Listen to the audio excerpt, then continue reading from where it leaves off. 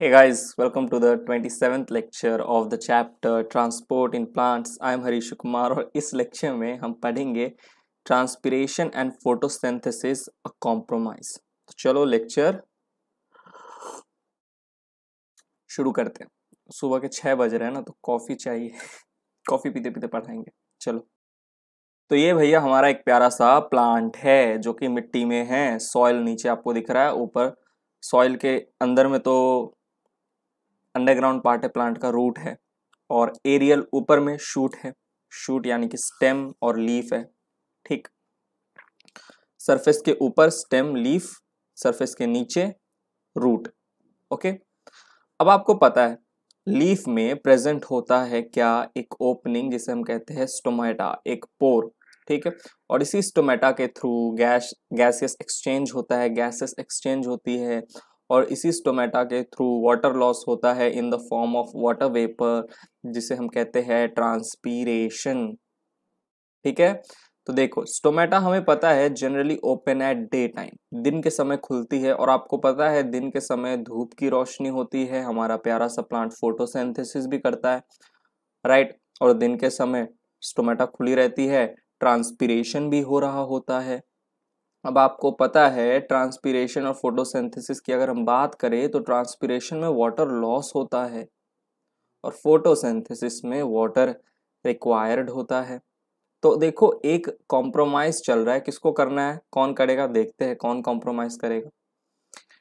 Transpiration water loss हो रहा है, फोटोसिंथेसिस वाटर रिक्वायर्ड हो रहा है कि ये जो लीफ है इसी में क्या हो रहा है, फोटोसिंथेसिस, H2O की रिक्वायरमेंट हो रही है, लेकिन इसी लीफ में स्टोमेटा है और यहीं से H2O का लॉस हो रहा है। ठीक, तो अब इन दोनों में से जो फोटोसिंथेसिस है ना, देखो ट्रांसपीरेशन जो है, ट्रांसपीरेशन को हम क्या कहते हैं, एक मिनट, हाँ यहाँ पे मैंने लिख दिया इसी स्टोमेटा से गैस एक्सचेंज होना है और वाटर लॉस मतलब ट्रांसपीरेशन भी होना है। ठीक, अब ट्रांसपीरेशन को हमने कहा है an essential and unavoidable evil. ये ऐसा एक प्रोसेस है जिसमें वाटर का लॉस होता है, इविल है, लेकिन ये बहुत एसेंशियल भी है और आप इसे अवॉइड नहीं कर सकते हो। ट्रांसपीरेशन बहुत ज़्यादा ज़रूरी है प्लांट के लिए, क्योंकि जब ट्रांसपीरेशन होता है ना, तो इसको हम एक एसेंशियल या अनअवॉइडेबल इविल इसलिए कहते हैं कि ट्रांसपीरेशन के साथ साथ ट्रांसपीरेशन की वजह से प्लांट में और भी बहुत सारे इफेक्ट आते हैं जो कि बहुत ज़रूरी होते हैं प्लांट के लिए। जब वाटर लॉस हो रहा होता है ना, तो प्लांट की फिजियोलॉजी पे अफेक्ट पड़ता है, अच्छा वाला अफेक्ट पड़ता है।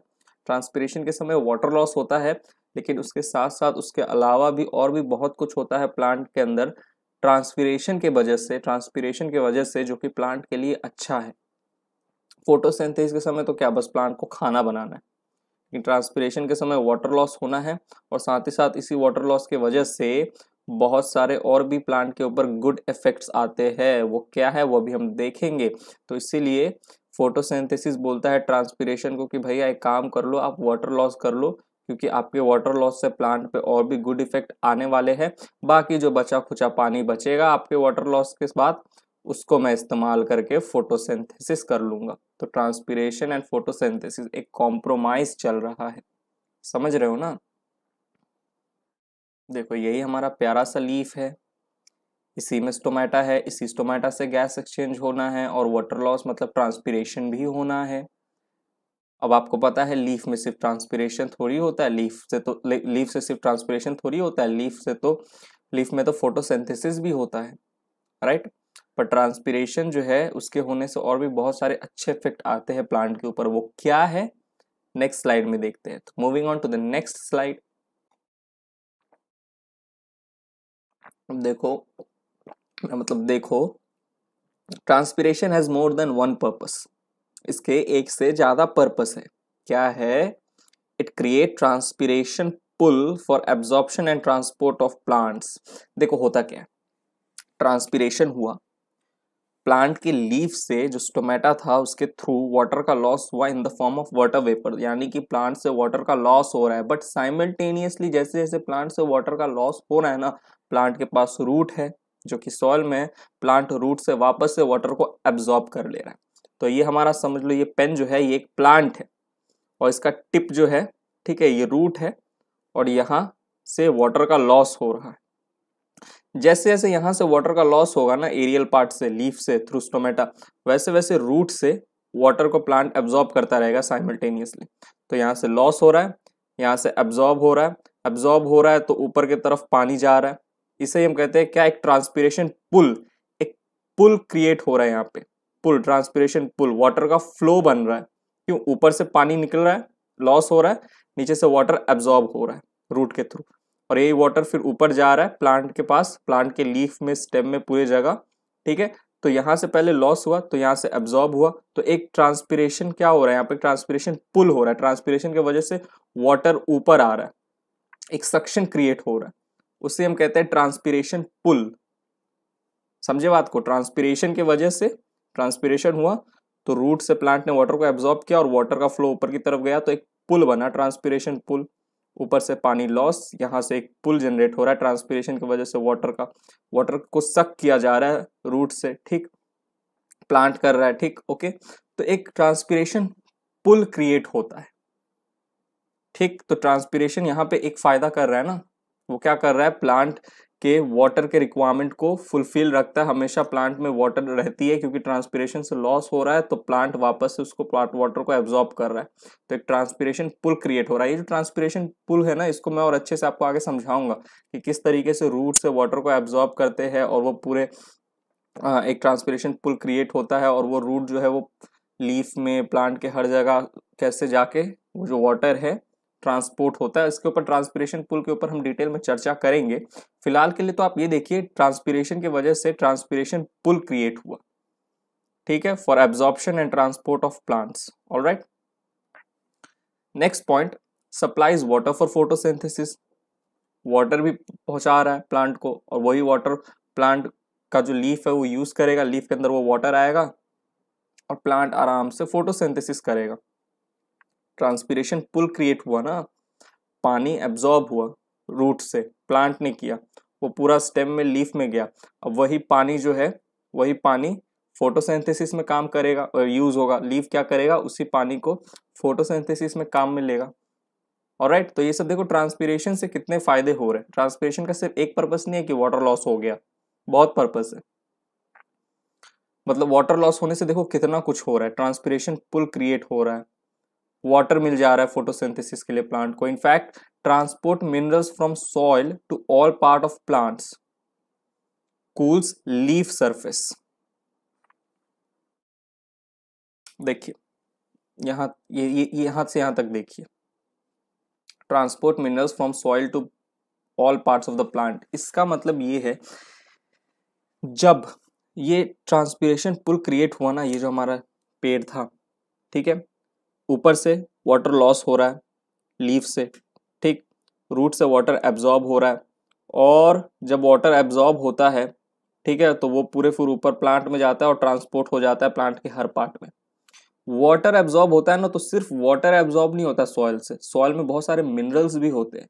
तो जो ये फ्लो बनता है ना, वाटर का फ्लो, इसी फ्लो के हेल्प से जो मिनरल्स एब्जॉर्ब होते हैं ना सॉइल से वाटर के साथ साथ, जब ये वाटर फ्लो जनरेट होता है, क्रिएट होता है, तो इसी वाटर फ्लो के साथ साथ बहुत सारे मिनरल्स भी फ्लो करते हैं, और वो भी प्लांट के हर पार्ट में जाके ट्रांसपोर्ट हो जाते हैं। तो प्लांट की जो मिनरल रिक्वायरमेंट होती है वो भी पूरी हो जाती है। मिनरल्स का बहुत काम है प्लांट में, फोटोसिंथेसिस के समय बहुत सारे मिनरल्स काम आते हैं, रेस्पिरेशन के समय बहुत सारे मिनरल्स काम आते हैं, राइट। मैग्नीशियम जैसे काम आता है जहाँ तक मुझे याद है। क्लोरोफिल जब बनता है, क्लोरोफिल के सिंथेसिस में आयरन काम आता है, मिनरल्स, तो वो सब प्लांट एब्जॉर्ब कर रहा है।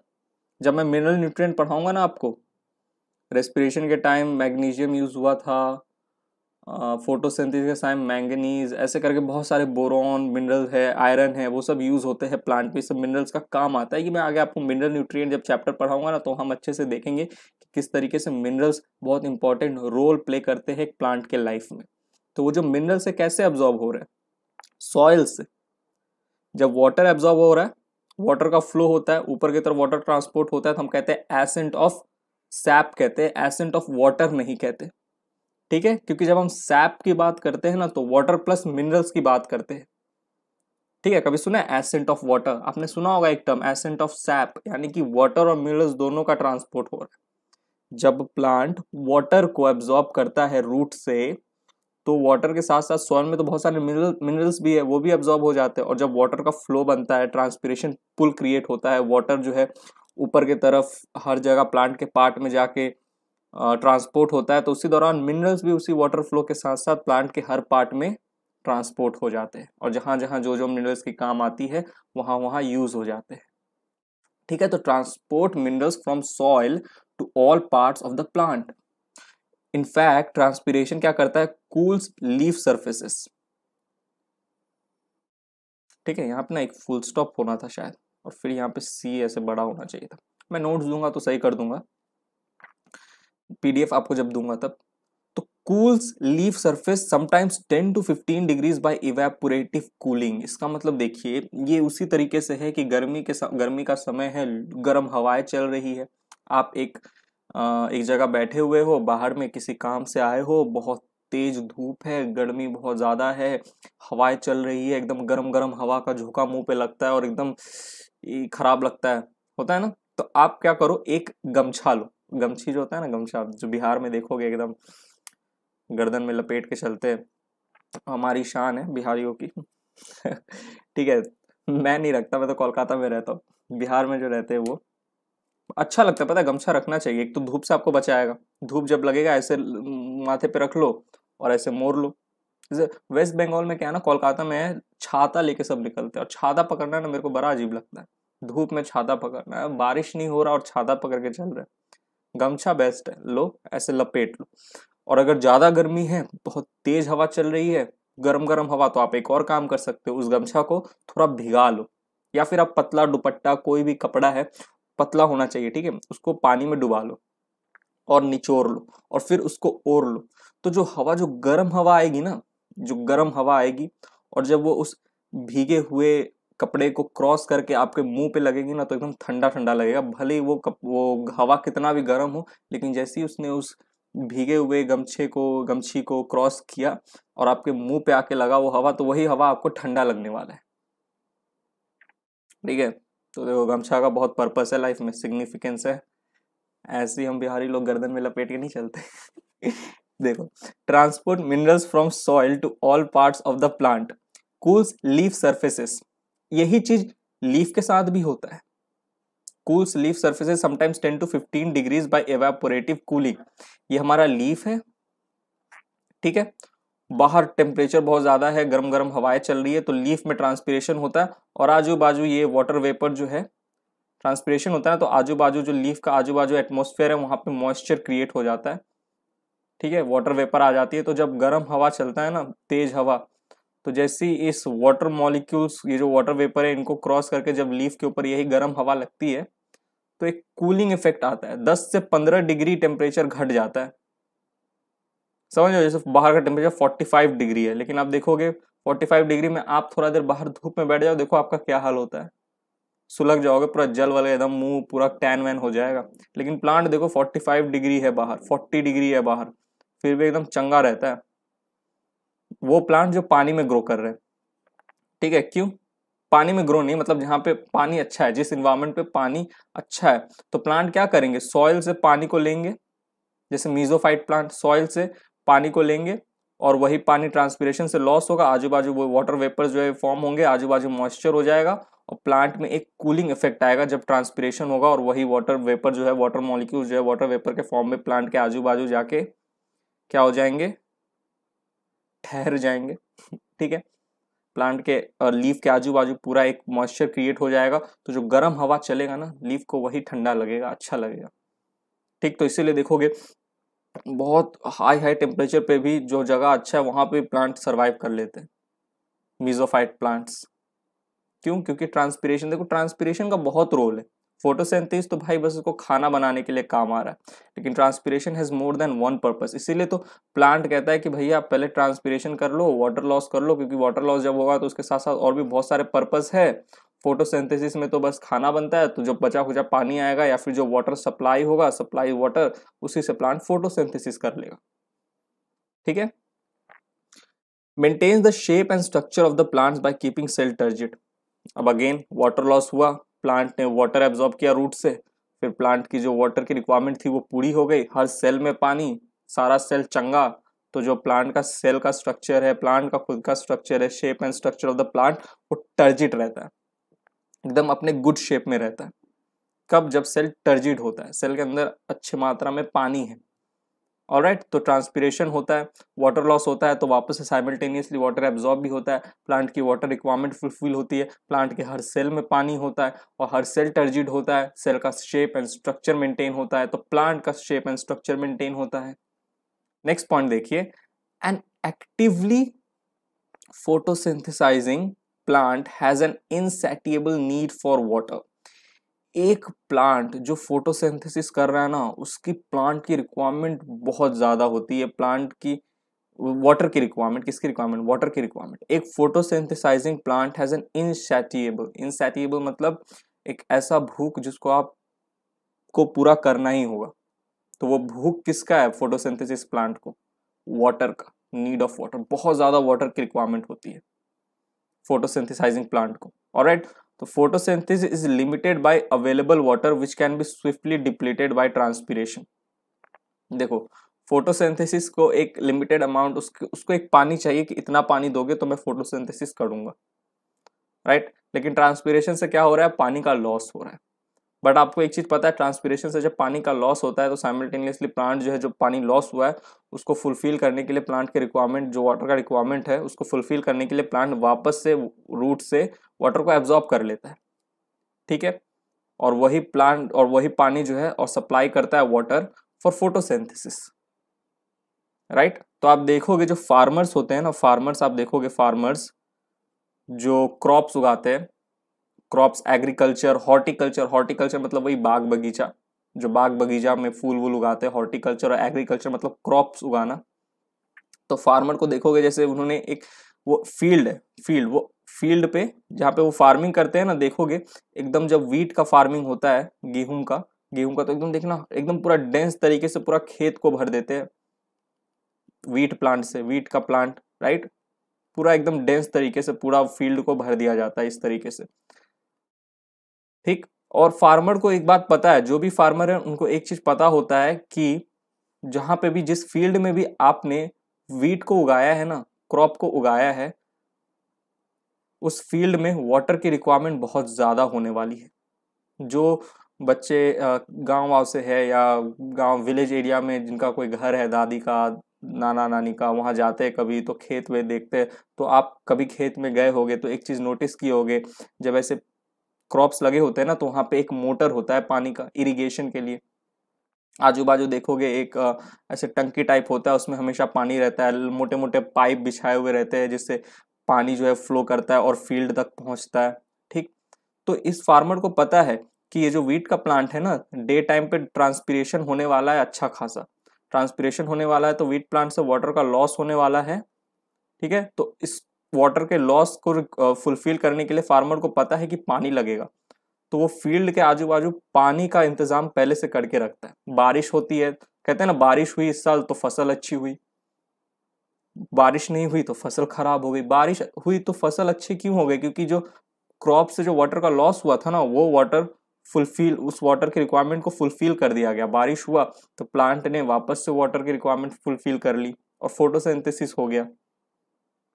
फोटोसिंथेसिस हुआ, वीट ने फूड बनाया, प्लांट ने फूड बनाया, और वीट फूड बनाया और प्लांट जो है सरवाइव किया, तो प्रोडक्शन अच्छा हुआ क्रॉप का। आप वही गेहूं फिर घर पे लाते हो, उसको पिसवाते हो, रोटी बनाते हो और खाते हो। तो फार्मर को पता है कि वाटर की रिक्वायरमेंट फुलफिल करनी है, ठीक है। तो photosynthesis is limited by available water which can be swiftly depleted by transpiration. Transpiration से ये वाटर लॉस हो जाने वाला है, तो आप एक काम करो, वाटर की रिक्वायरमेंट आपको फुलफिल करना होगा, तो वाटर जरूरी है।